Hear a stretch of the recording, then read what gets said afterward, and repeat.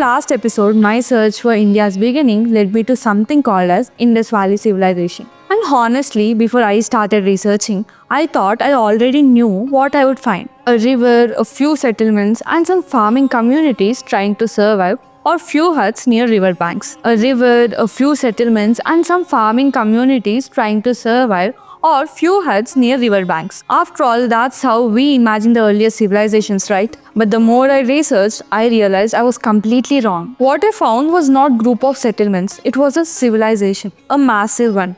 Like it was the oldest urban civilization in human history. And what surprised me even more was there were civilizations like Egypt and Mesopotamia around the same period of time. But the Indus Valley civilization was one of the largest among them, stretching across a vast region. And then I discovered something else. It was a network of cities. As I continued researching, I kept coming across names like Harappa, Mohenjo-daro, Dholavira, Rakhigarhi, Ganweriwala, and several others. Each city has its own story and it has its own role within the civilization. And that's also where I learned something interesting that most people call Indus civilization as Harappan civilization. That's because Harappa was one of the first major cities found by the archaeologists. And what amazed me even more is the distance between each city. These were not neighboring towns sitting next to each other. Like some of them were separated by hundreds of kilometers, yet somehow they still seem connected. Like connected through same plans, same ideas and same way of doing things. So now I was not looking at one successful city. I was looking at entire civilization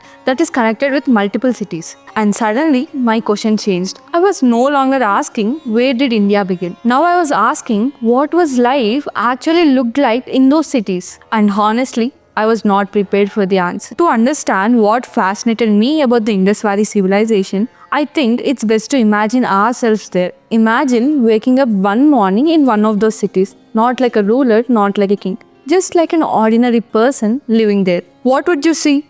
Honestly, I expected mud huts and people trying to survive, but that's not what I found. Instead, I found carefully planned streets, houses that were built with purpose, and wells that supply water. And then I came across something that genuinely surprised me.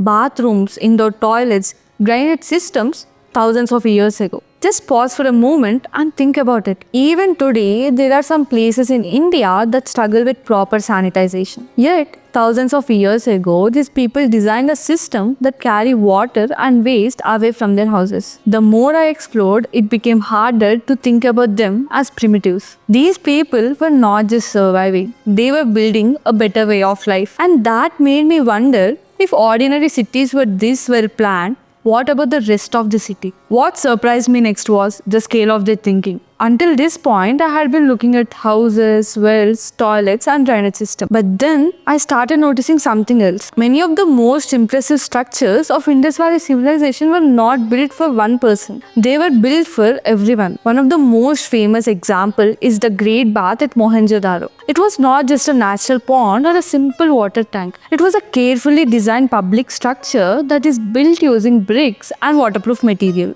Just imagine the planning that was there thousands of years ago. I also came across something called citadels. Like most of the Indus cities have elevated areas that are built above surrounding settlements. Researchers believe that these citadels protected the cities from the floods. And once again, I found myself impressed by seeing how advanced they are at those times. They were not just building for the present. They were preparing for the challenges that might come in future. The more I explored these cities, I found more public infrastructure, like public wells, public spaces, and public facilities. Like whenever I imagine the earliest civilization, I remember rulers displaying their powers, like huge palaces, grand monuments, and massive structures to glorify kings. But here, I found things that served ordinary people. And that's when a completely different question entered my mind. If people were building cities disorganized, then who was actually organizing all of this? And where were the king? Where were the royal palaces? The more I researched, the more confused I became. Because I was not finding what I expected. Instead of finding evidence of powerful people, I kept finding evidences of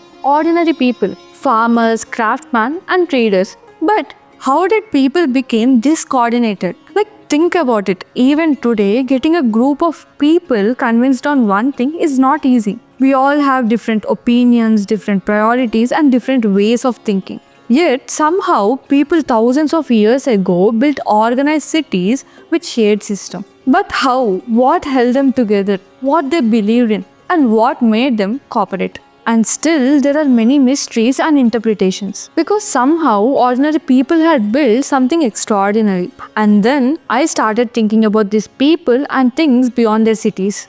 I wanted to know who these people actually are. And then I understood that this civilization was not built by any kings. It was built by ordinary people, and each person had a role. And together they have built one of the greatest civilization of ancient world. And then I wondered, are there any social classes in Indus Valley civilization?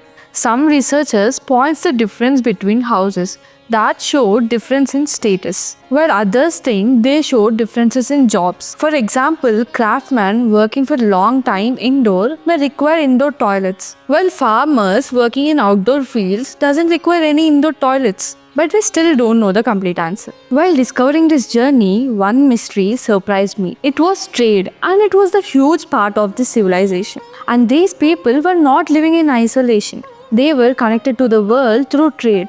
And then I found trade among Arabian Gulf, Central Asia, Mesopotamia, and today's Iran.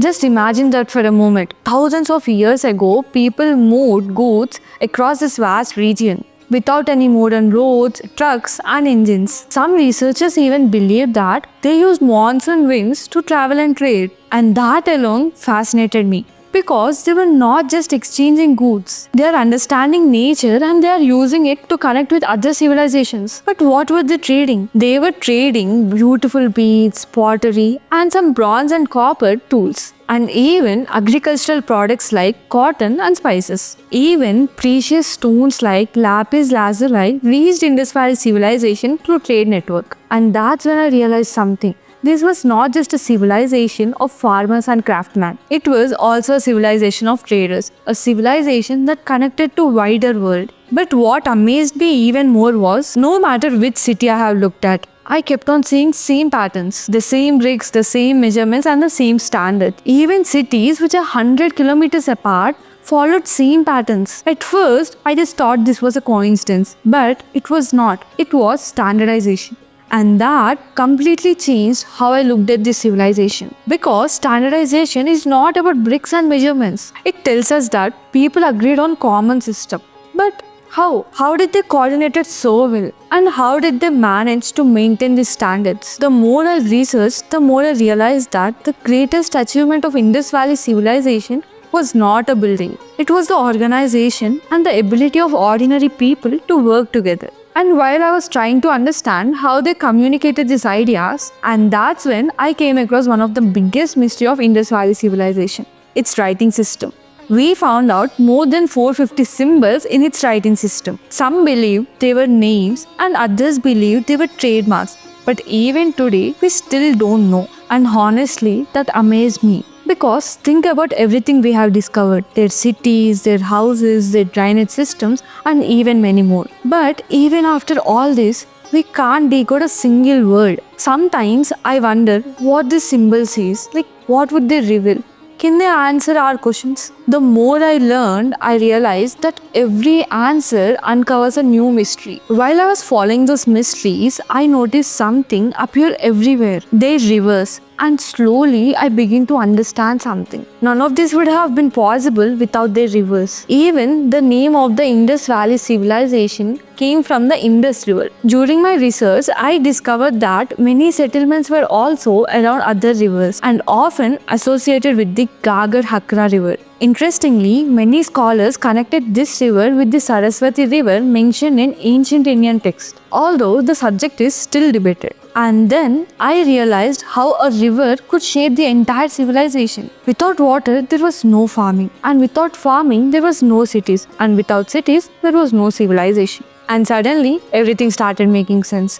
The city, the people, the trade, and the prosperity. In other way, it all depends on these rivers. And that made me wonder if rivers help to build this civilization. What happens when these rivers begin to change? And that brings us to one of the biggest questions I had in this entire journey. What happened to the Indus Valley civilization? Honestly, when I started researching it, I thought the answer would be simple. Maybe another kingdom invaded them. Maybe there was a war or someone conquered their cities. Because that's how usually civilizations end, right? But once again, Indus Valley civilization surprised me because it has several theories. Some people point to climatic changes, while other points to the change in river system. Some suggest floods, earthquakes, or decline of long distance trade. The more I researched, the more I realized that civilizations won't end at a single moment. Sometimes they change slowly. Cities disappear, trade decline,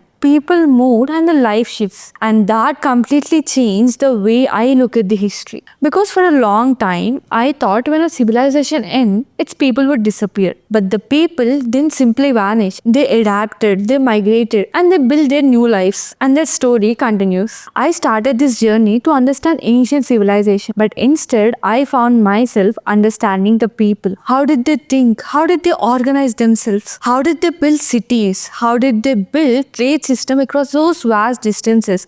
And how did they work together? Even after all of this, I realized I didn't get answer to my question. What came after the Indus Valley civilization? Who were the people that followed? What did they believe in? And how did they live? And that question took me to the next chapter of my journey, the Vedic period.